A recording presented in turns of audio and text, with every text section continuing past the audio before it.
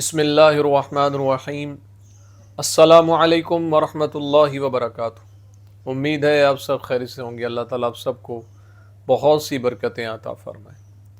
آج کی ویڈیو کا عنوان اس حوالے سے ہے کہ خواب کے اندر شہد دیکھنا، شہد کھانا، اس کی کیا تعبیرات ہیں۔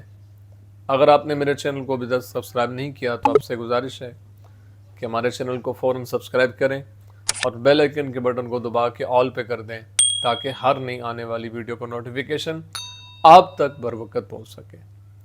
اگر انسان خواب کے اندر یہ دیکھتا ہے کہ اس کے پاس شہد ہے تو اس بات کی طرف اشارہ ہے کہ اللہ تعالیٰ خواب دیکھنے والے کو اسی قدر کہیں سے میراث عطا فرمائے گا، یعنی مال عطا فرمائے گا جو حلال کا ہوگا۔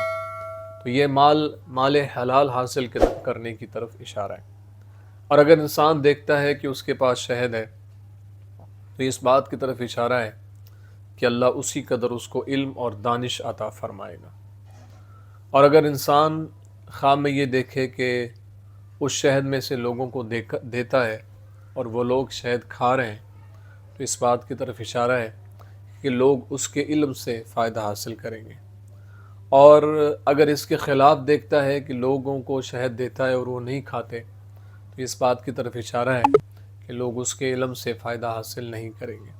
امید ہے آپ کو ویڈیو پسند آئی ہوگی، اپنی دعاؤں میں یاد رکھیے گا۔ زندگی رہی تو انشاءاللہ نیکسٹ ویڈیو میں آپ سے پھر ملاقات ہوگی۔ السلام علیکم ورحمۃ اللہ وبرکاتہ۔